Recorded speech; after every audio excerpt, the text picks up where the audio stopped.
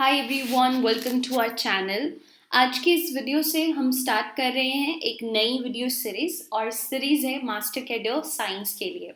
आप इसे master cadre science कह लीजिए या आप इसे मास्टर कैडर टीजीटी कह लीजिए। तो ये नई सीरीज हम स्टार्ट कर रहे हैं जिसमें हम फर्स्ट सब्जेक्ट पिक कर रहे हैं जूलॉजी, उसके बाद हम बॉटनी एंड अदर सब्जेक्ट्स को पिक करेंगे। और आज के इस वीडियो में हमारा टॉपिक रहेगा diversity in living world. And also ये जूलॉजी का स्क्रीनशॉट है सिलेबस का, तो हमारा पहला यूनिट है इसमें डाइवर्सिटी इन लिविंग वर्ल्ड, जो कि हम इस वीडियो में डिस्कस करेंगे। And from time to time हमारे चैनल पे आपको अलग अलग वीडियोस जो हैं वो इसकी मिलती रहेंगी। So we will put all the videos ताकि सारा सिलेबस आपका कवर हो। So stay tune with us. तो चलिए आज के इस टॉपिक से शुरू करते हैं, डाइवर्सिटी इन लिविंग वर्ल्ड। और ये जो सिलेबस है ये मैंने पिक किया है 11th क्लास की एनसीईआरटी से। एंड वी विल ट्राई कि ज़्यादातर एनसीईआरटी में जितना कुछ दिया है वो सिलेबस के अकॉर्डिंग कंप्लीट हो जाए विद क्वेश्चंस, प्रैक्टिस क्वेश्चंस के साथ। तो चलिए स्टार्ट करते हैं। फर्स्ट हम स्टार्ट कर रहे हैं विद बायोडाइवर्सिटी। सो बायोडाइवर्सिटी क्या होती है? देखिए, बायो का मतलब होता है लिविंग और डाइवर्सिटी मतलब there are different organisms, different living organisms, उनकी बात हो रही है। सो बायोडाइवर्सिटी जो है वो अर्थ के ऊपर जितने भी हमारे ऑर्गेनिजम्स हैं, लिविंग थिंग्स हैं, उन सभी को बायोडाइवर्सिटी कहा जाता है। तो हमारे आसपास बहुत सारे लिविंग ऑर्गेनिजम्स हैं, राइट? और कुछ लिविंग ऑर्गेनिजम्स के बारे में हमें पता होता है, जानकारी होती है, उनको हम आइडेंटिफाई करते हैं, और ऐसे कई हैं जिनके बारे में अभी हमें कुछ पता नहीं भी है, राइट? सो बायोडाइवर्सिटी क्या होती है? The number and types of organisms present on earth refers to biodiversity. जितने भी लिविंग ऑर्गेनिजम्स अर्थ के ऊपर हैं उन सभी को हम बायोडाइवर्सिटी में कंसिडर करते हैं। एंड ऑल्सो जैसे कि मैंने आपको बताया कि इस बायोडाइवर्सिटी में बहुत सारे, जितने हम जानते हैं उनसे कहीं ज़्यादा ऑर्गेनिजम्स हो सकते हैं, लेकिन हम जो जानते हैं या जिनको हमें डिस्क्राइब कर सकते हैं वो है अराउंड 1.7 to 1.8 मिलियन, राइट? ऐसे बहुत सारे नए ऑर्गेनिजम्स हैं जिन्हें साइंटिस्ट टाइम टू टाइम जो आइडेंटिफाई करते हैं कि ये एक नया ऑर्गेनिज्म है, इसके बारे में हम पहले से नहीं जानते थे। और हाँ, ऐसे पुराने भी कई हैं जिनके बारे में हम कई चीज़ें नहीं जानते, तो हमें पुराने ऑर्गेनिजम्स के बारे में भी बहुत सारी नई चीज़ें पता चलती हैं। Alright, this is called biodiversity. Now next is nomenclature. Now what is nomenclature? Simply किसी भी ऑर्गेनिज्म को कोई नाम देना है और ऐसा नाम हो जो पूरे दुनिया में एक ही जैसा हो। यानी हो सकता है हमारे रीजन में या से भारत में कोई ऐसा प्लांट मिलता है जिसे हम किसी एक नाम से जानते हैं। ज़रूरी नहीं है सेम नाम उसका यूएसए में भी हो, या जापान में भी हो, या ऑस्ट्रेलिया में भी हो, या इजराइल में भी हो। लेकिन वी वांट कि हमें एटलीस्ट जब भी हम बात करें किसी एनिमल या प्लांट की तो हमें पता हो कि हम किस एनिमल या प्लांट के बारे में बात कर रहे हैं, राइट? इसीलिए एक स्टैंडर्ड नाम देना किसी भी ऑर्गेनिज्म को जो पूरी दुनिया में एक ही हो, एक ही नाम, वही नाम हो, वो बहुत ज़रूरी है। तो इसी के लिए एक ब्रांच आती है अलग से, that is called nomenclature. Nomenclature में नेमिंग होती है ऑर्गेनिजम्स की साइंटिफिक तरीके से, ऑलराइट, स्टैंडर्डाइज करने के लिए। So it is the standardizing the name of living organisms so that it is known by the same name all over the world. इसी को हम nomenclature कहते हैं, right? And yeah, अब अगर आप मुझसे पूछोगे कि प्लांट्स के नाम और कैसे नाम रखना है, क्या रूल्स हैं नाम रखने के, या एनिमल्स का नाम, उनके नाम रखने के क्या रूल्स हैं, उसे कौन बताता है? तो देखिए, प्लांट्स के नाम रखने के प्रिंसिपल और क्राइटेरिया जो है वो बताता है आईसीबीएन, और एनिमल्स के नाम के जो प्रिंसिपल्स, नाम रखने के प्रिंसिपल, क्राइटेरिया और आइडियाज हैं वो देता है ICGN. Now ICBN is called international code for botanical nomenclature. हो सकता है आईसीबीएन की फुल फॉर्म ही एग्जाम में पूछी जाए। ICBN is international code for botanical nomenclature. इसमें प्लांट्स के नेम जो है, साइंटिफिक नेम किस तरह से रखने हैं, ये सभी प्रिंसिपल जो है वो आईसीबीएन गाइड करता है। और एनिमल्स के नाम साइंटिफिक नेम किस तरह से रखे जाएंगे ये गाइड करता है ICGN, which stands for international code of zoological nomenclature. Alright, तो देखिए साइंटिफिक नेम जो है ये इंश्योर करता है कि हर एक ऑर्गेनिज्म का एक ही नाम हो। ऐसा नहीं है कि हम भारत में कुछ और साइंटिफिक नाम रख देंगे और यूएसए में कुछ और रख देंगे, ऐसा नहीं होता, ठीक है। इन ICBN इंटरनेशनल कोड है for botanical nomenclature, and ICGN जो है वो इंटरनेशनल कोड है फॉर जूलॉजिकल नोमेनक्लेचर। सो ये पूरे वर्ल्ड में एक ही जैसा नाम होता है साइंटिफिक। ओके अब बात आती है बायनोमियल नोमेनक्लेचर की। देखिए साइंटिफिक नाम रखने के लिए ना बहुत सारे क्राइटेरियाज हैं। अगर हम सभी क्राइटेरियाज को लगा देंगे तो नाम बहुत लंबा बन जाएगा और कन्वीनियंट नहीं होगा। इतना बड़ा नाम याद रखना, उसके बारे में बार बार जब बात करेंगे तो इतना बड़ा नाम रखना, ये कन्वीनियंट नहीं है। तो इसीलिए हमारे सामने आता है बाइनोमियल नोमेनक्लेचर। नाम से पता चल रहा है, nomenclature means name and binomial मतलब टू। तो ऐसा नाम जिसके दो कंपोनेंट हो, यानी दो अक्षर होंगे उसमें, और पहला अक्षर जो है वो जेनेरिक नेम होता है, उसे हम जीनस कहते हैं, वो जीनस होता है। और दूसरा जो कंपोनेंट होता है उसे हम स्पेसिफिक एपिथेट या फिर आप उसे स्पीशीज कह सकते हो। ठीक है, तो जीनस और स्पीशीज मिलाकर बायनोमियल नोमेनक्लेचर बनाते हैं। ऐसा नाम जिसमें दो अक्षर होंगे, एक जीनस और दूसरी उसकी स्पीशीज। जीनस जिसको हम जेनेरिक नेम कह देते हैं और स्पीशीज जिसको हम स्पेसिफिक एपिथेट कह देते हैं। Alright, so binomial nomenclature is the nomenclature which has two component in each name. Fine. For example, mango का example लेते हैं हम, आम का। आम का साइंटिफिक नेम है मैंजीफेरा या मैंगीफेरा इंडिका। हम अपनी कन्वीनियंस के लिए मैंगीफेरा ही कहेंगे। सो मैंगीफेरा इंडिका, मैंगीफेरा इंडिका में जो मैंगीफेरा है दिस इज जीनस, ठीक है, और जो इंडिका है दिस इज स्पीशीज। तो बस जीनस और स्पीशीज ये दो अक्षर हमने यहाँ पे चूज किए, Mangifera indica. Clear?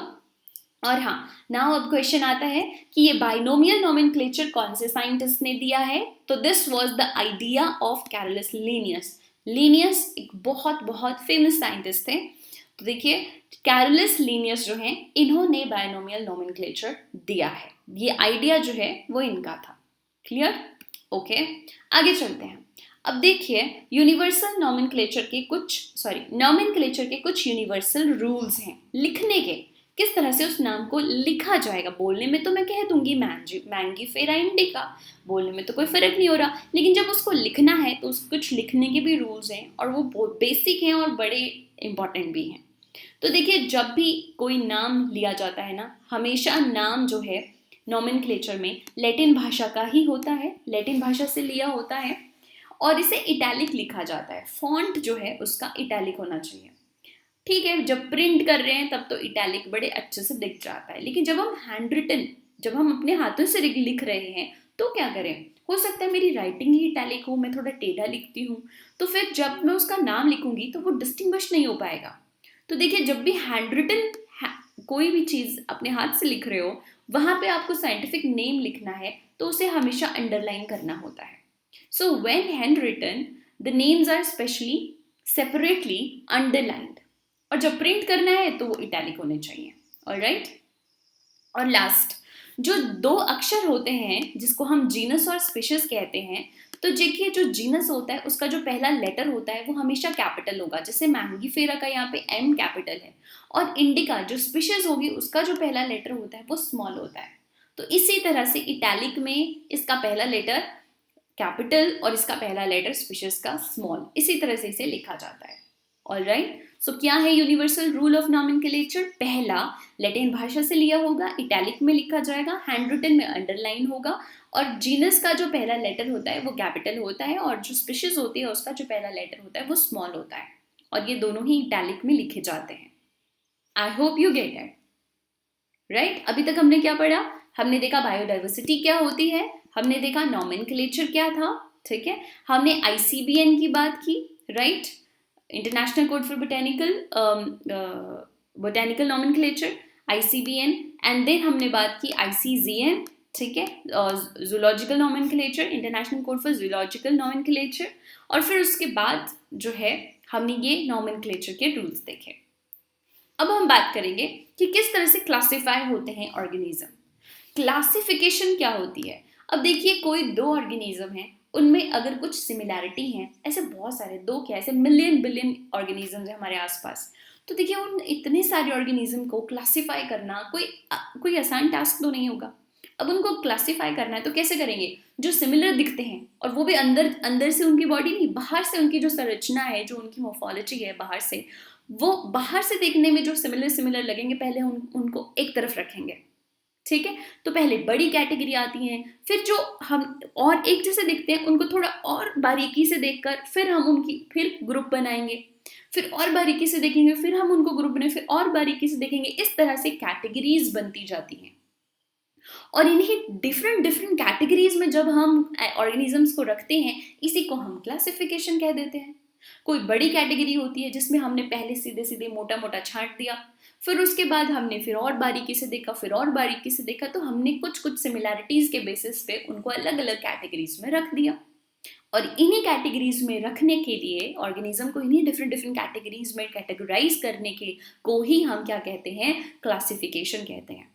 So classification is the process by which anything means organisms are grouped. Organisms are grouped into convenient categories based on some easily observable characters such as plants and animals. अब आपके सामने एक तरफ animal है, एक तरफ plant है, तो ये तो मोटा मोटा पता चल रहा है ना कैटेगरी, ये प्लांट है, ये एनिमल है। फिर एनिमल में कौन सी कैटेगरी में डालना है, फिर प्लांट्स में कौन सी कैटेगरी में डालना है, फ्लावरिंग प्लांट है, नॉन फ्लावरिंग प्लांट है, एनिमल्स में भी मैमल है, रेप्टाइल है, क्या है। तो ऐसे इस तरह से कैटेगरीज डिसाइड की जाती हैं। ठीक है।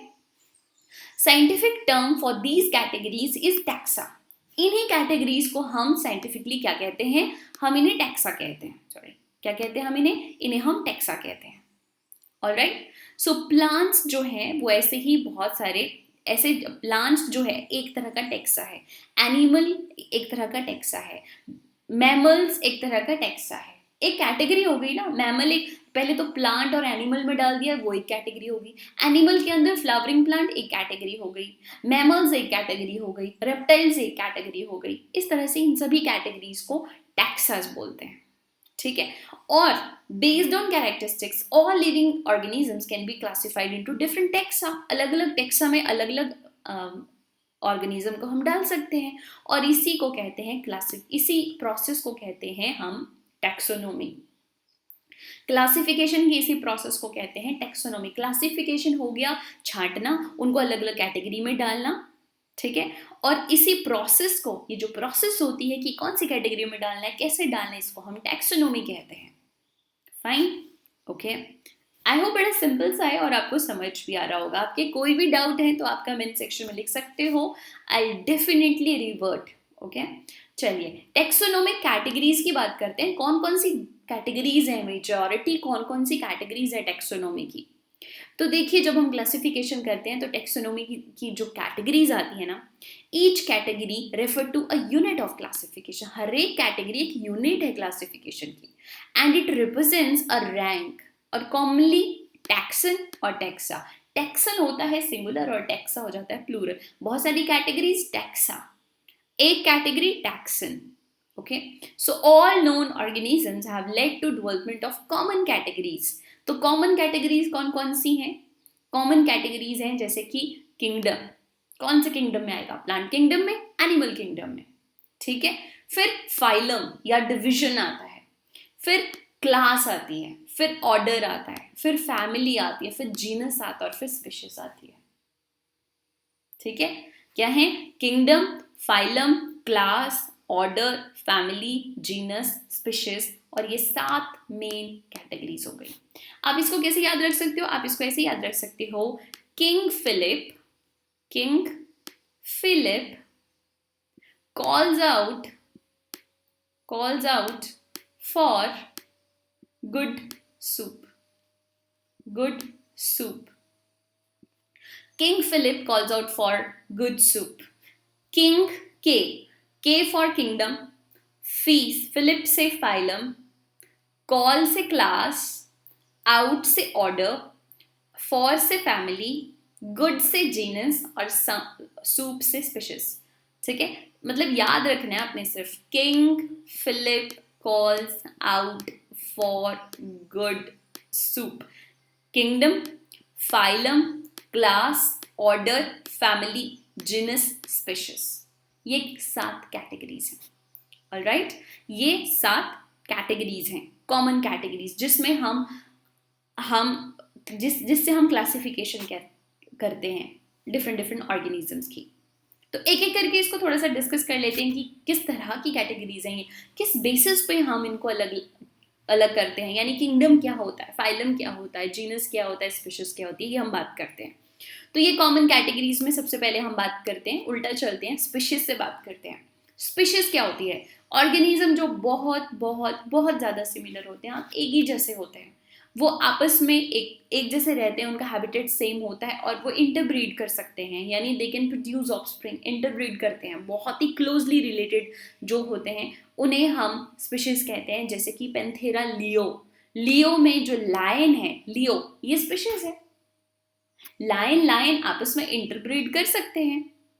होमोसेपियंस सेपियन स्पीशीज है, ठीक है। सेपियन यानी ह्यूमंस, ह्यूमंस ये सेपियंस एक स्पीशीज है जिसमें ह्यूमंस आते हैं और ह्यूमंस आपस में इंटरब्रीड कर सकते हैं। They are very very closely related. Lion lion is closely related, humans are closely related, alright. So species में वो ऑर्गेनिजम्स आते हैं जो बहुत ज्यादा क्लोजली रिलेटेड होते हैं और वो इंटरब्रीड कर सकते हैं, ठीक है। Yes, then comes genus. Genus एक थोड़ी बड़ी कैटेगरी हो गई, ओके। जैसे कि अब मैं बात करती हूँ, ये ग्रुप है क्लोजली रिलेटेड ऑर्गेनिज्म का जिनके काफी कैरेक्टर्स कॉमन होते हैं, काफी, बहुत ज्यादा नहीं, स्पीशीज जितने नहीं लेकिन काफी। जैसे कि लायन, लेपर्ड और टाइगर। लायन, लेपर्ड और टाइगर एक जैसे होते हैं ना, स्पीड होती है, कार्निवोरस होते हैं, किस तरह से एक दूसरे को वो किस तरह से वो क्या करते हैं, प्रे करते हैं, मतलब डियर खाएंगे या फिर किसी के भी शिकार कैसे करते हैं, एक जैसा तरीका होता है ऑलमोस्ट शिकार करने का, रहने का, है ना। एक थोड़ा दिखने में भी ऑलमोस्ट बाहर से थोड़ा थोड़ा सिमिलर होते हैं, मैं नहीं कह रही बिल्कुल ही सिमिलर तो होते हैं, लेकिन डेफिनेटली एक कैट से, एक डॉग से, एक रैबिट से तो बहुत डिफरेंट है ना। ऐसा तो नहीं कहेंगे कि लायन और रैबिट एक जैसी ताकत नहीं है दोनों में, लेकिन लायन और लेपर्ड और टाइगर ताकत भी एक जैसी, बहुत ताकतवर, है ना। तो काफी सिमिलैरिटीज इनमें होती हैं। तो देखिए ये सभी पेंथेरा जीनस में आते हैं।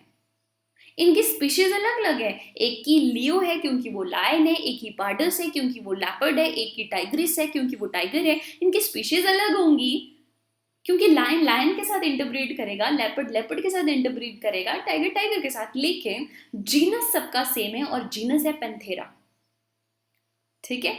तो हमने उनको जीनस में सेम रखा है क्योंकि उनकी में काफी सिमिलैरिटीज हैं। फाइन, सो जीनस पेंथेरा जो है वो, उसमें लायन आएगा, लेपर्ड आएगा, टाइगर आएगा, लेकिन कैट्स नहीं आएंगी। कैट बहुत छोटी होती है, जो डिफरेंट, जैसे घरेलू कैट होती है वो डिफरेंट होती है ना, वो थोड़ी और बड़ी कैटेगरी हो जाएगी, लेकिन जीनस नहीं, जीनस में वो नहीं आएगा। एक लायन और एक कैट जो हमारे घर पे होती है उनमें बहुत फर्क है, बहुत फर्क है। आपको लायन से बहुत डर लगेगा, आपको घर की कैट से नहीं डर लगेगा इतना, है ना। तो फर्क है उनमें, उनकी पावर में भी फर्क है ना। तो कैट जो है उनका अलग जीनस है, लायन टाइगर और लेपर्ड का अलग जीनस है, ठीक है। आगे चलते हैं फैमिली। फैमिली जो है वो और बड़ा क्राइटेरिया होता है ऑर्गेनिजम्स को आइडेंटिफाई या क्लासिफाई करने का, एनिमल्स को क्लासिफाई करने का। फैमिली में हम एक जैसे, अब मैं कह सकती हूँ कि मैं कैट और लायन और लेपर्ड और टाइगर इन सभी को एक फैमिली में रख सकती हूँ। ये एक ही फैमिली से बिलोंग करते हैं और इनकी फैमिली है फेलिडी, ठीक है। जीनस अलग अलग था इनका, लेकिन फैमिली सेम हो सकती है। Family has a group of related genera with less numbers of similarities as compare to genus and species. Species में बहुत ज्यादा सिमिलैरिटीज होती है आपस में, जीनस में थोड़ी कम होती है और फैमिली में थोड़ी और कम सिमिलैरिटीज होती हैं सिमिलैरिटीज, लेकिन जीनस और स्पीशीज के कंपैरेटिवली कम सिमिलैरिटीज होती हैं। जैसे जीनस पेंथेरा में लायन टाइगर लेपर्ड आएगा और जीनस फैलिस में कैट्स आ जाएंगी, ठीक है। अब cats and dogs have similarities but they are different families, इनकी फैमिली अलग है। अब यहाँ पे देखो, लायन टाइगर लेपर्ड और कैट्स, इनके जीनस तो अलग अलग हैं लेकिन इनकी फैमिली सेम हो गई, फैलिडी। जिस फैमिली में लायन आएगा उसी फैमिली में कैट भी आएगी, उसी फैमिली में टाइगर भी आएगा, लेकिन उसी फैमिली में डॉग नहीं आ सकता, उसी फैमिली में डॉग नहीं आएगा। डॉग डिफरेंट हो गया, कैट लायन टाइगर लेपर्ड वो बड़ी कैट्स हैं, घरेलू कैट छोटी कैट है है ना। लेकिन इनकी फैमिली सेम है, जीनस इनका भी अलग अलग था, फैमिली इनकी फैलिडी है, फाइन। लेकिन डॉग की फैमिली अलग है, कौन सी, कैनिडी। अगर कैट्स की फैमिली फैलिडी है तो डॉग्स उस फैमिली में नहीं आएगा, फैमिली बड़ी होती है, अलग होती है, ठीक है, उसमें इतनी भी सिमिलैरिटीज नहीं है, fine.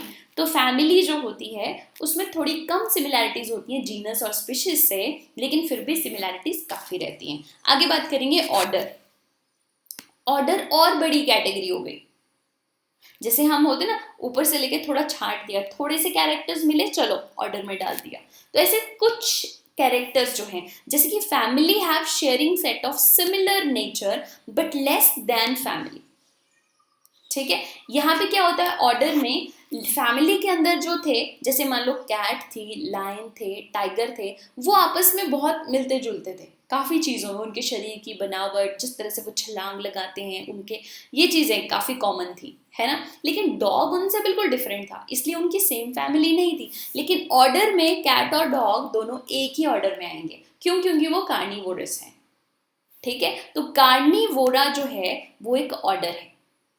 The animal order Carnivora जो है उसमें क्या क्या आ जाता है, उसमें फैलिडी यानी कैट्स भी आ गए, और उसमें कैनिडी यानी उसमें डॉग्स भी आ गए, समझ रहे हो, ठीक है, ऑलराइट। अब आगे बात करते हैं क्लास की। रिलेटेड ऑर्डर्स, जो रिलेटेड ऑर्डर्स होते हैं उनकी कॉमन क्लास हो जाती है, जैसे कि मैमेलिया। मैमेलिया एक क्लास है और उसमें बहुत सारे ऑर्डर्स आ जाते हैं, जैसे कि एक हो गया कौन सा ऑर्डर, प्राइमेट, और एक हो गया कार्निवोर।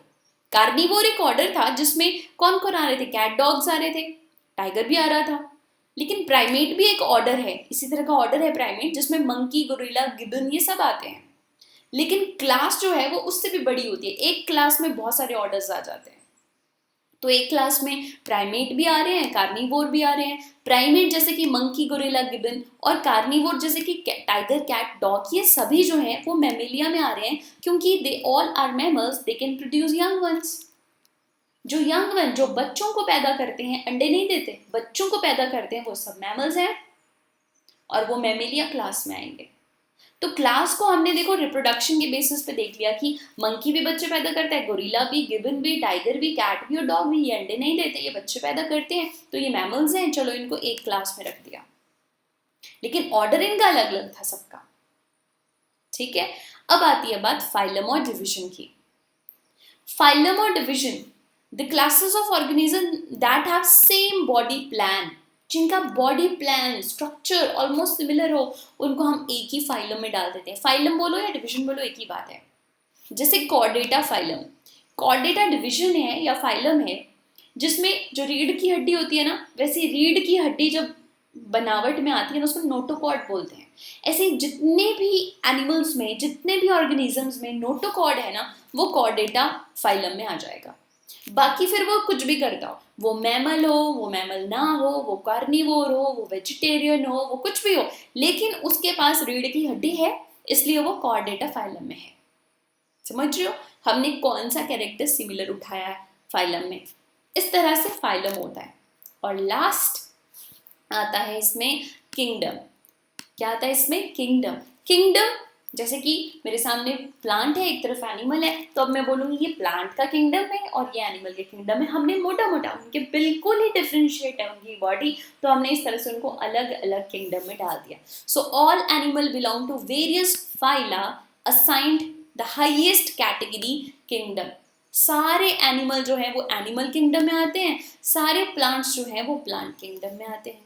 सो किंगडम एनिमेलिया में एनिमल्स आएंगे और किंगडम प्लांटे में बहुत सारे डिवीजन ऑफ प्लांट्स आ जाएंगे। तो इसीलिए किंगडम एक बहुत बड़ी कैटेगरी है। फिर किंगडम के बाद हमारे पास फाइलम आ गया, उसके बाद हमारे पास क्लास आ गई, उसके बाद हमारे पास ऑर्डर आ गया, उसके बाद हमारे पास फैमिली आ गया, उसके बाद हमारे पास जीनस आ गया, उसके बाद हमारे पास स्पीशीज आ गया।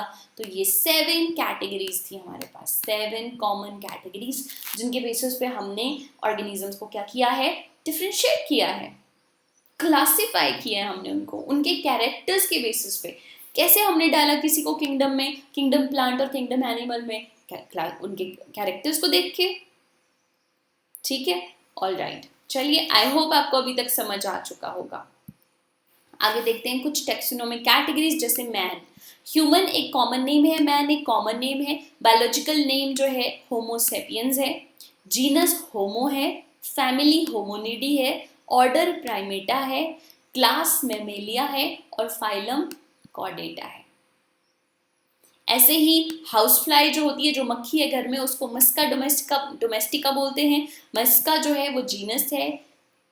मिसीडी जो है वो फैमिली है। डिप्टेरा जो है वो ऑर्डर है। इंसेक्ट क्लास है। और आर्थ्रोपोडा फाइलम है। मैंगो मैंगीफेरा इंडिका, जिसमें मैंगीफेरा जीनस है। ठीक है। एनाकार्डिसी जो है वो फैमिली है।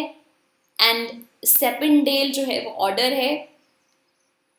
डायोकोटिलिडन क्लास है। और एंजियोस्पर्म फाइलम है। ऐसे ही वीट में ट्रिटिकम एस्टाइवम बायोलॉजिकल या साइंटिफिक नेम है, जिसमें ट्रिटिकम जीनस है। पोसिस जो है वो फैमिली है। Poaceae, okay. एंड ऑर्डर जो है वो पोल्स है।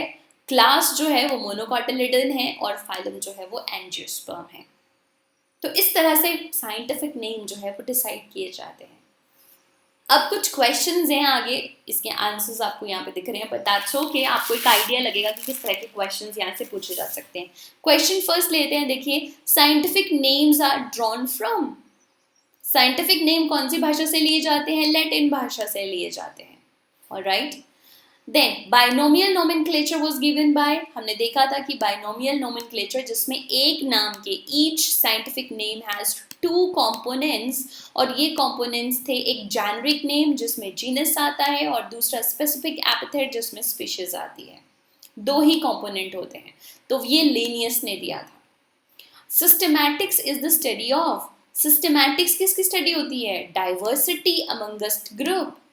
सिस्टमैटिक तरीके से उनकी डाइवर्सिटी को, डिफरेंट डिफरेंट ग्रुप की डाइवर्सिटी को सिस्टमैटिक तरीके से क्लासिफाई करना, इसको systematics. Taxonomy refers to classification, yes, nomenclature, identification, all of these. This is the answer, all of these. Taxonomy में सब कुछ आता है। Taxonomy is the process of classification is called taxonomy. तो प्रोसेस में तो सभी कुछ आएगा, क्लासिफिकेशन भी आएगी, नाम देना भी होगा, आइडेंटिफाई करना भी होगा, सब कुछ आएगा टैक्सोनॉमी में। ओके। अगला है, which of the following has more characters in common. ठीक है, मोर कैरेक्टर्स इन कॉमन। स्पीशीज में, जीनस में, क्लास में, डिविजन में। अरे स्पीशीज होती है जो बहुत ज्यादा क्लोजली रिलेटेड होती है, दे कैन इंटरब्रीड, तो सबसे ज्यादा कॉमन कैरेक्टर्स किस में होंगे? स्पीशीज में। उससे कम जीनस में, है ना। Which of the following is not a correct hierarchical order? इनमें से करेक्ट हायरार्किकल ऑर्डर कौन सा है? तो मैंने आपको बोला था, King Philip calls out for a good soup.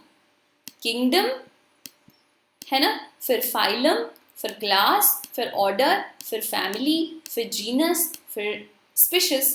तो यहाँ देखिए, phylum, order, family, phylum, order, family correct order है। Class, family, genus, class, family, genus correct order है। Class, order, family, class, order, family correct order है। तो D देखिए, family, class, order, family, class, order, आगे पीछे हो गया। होना क्या चाहिए था? Class, order, family. तो ये गलत हो गया, यही आपका आंसर निकल गया। नॉट करेक्ट पूछा था, तो दिस इज द आंसर। चलिए, father of taxonomy, father of taxonomy कौन थे? Linnaeus. Father of taxonomy is Linnaeus. Okay, and the last question is, Systema Nature is a book written by, Systema Nature is a book which is also written by Linnaeus. He's a very famous scientist. याद रखना है, binomial nomenclature इन्होंने दिया है, Systema Nature किताब इन्होंने लिखी है। That is it. So I hope आपको काफ़ी कुछ चीज़ें यहाँ से पता चली होंगी क्लासिफिकेशन की। तो हमारे आसपास जो लिविंग वर्ल्ड है उसको हम इस तरह से उसमें नाम डालते हैं, नोमेनक्लेचर क्या होता है, टैक्सोनॉमी क्या होती है, और जो कैटेगरीज हैं टैक्सोनॉमी में वो कौन कौन सी हैं, कॉमन कैटेगरीज, वो भी हमने देखा। So stay tuned with us, time to time हम ऐसी बहुत सारी वीडियोस जो है वो साइंस मास्टर कैडेट से रिलेटेड यहाँ पे अपलोड करते रहेंगे। आपका कोई भी क्वेश्चन है या कोई स्पेसिफिक टॉपिक जिस पे आप वीडियो चाहते हो, वैसे हम क्योंकि जोलॉजी स्टार्ट की है तो हम जोलॉजी के सभी टॉपिक पे वीडियो बनाएंगे। Stay tuned with us. Thank you so much.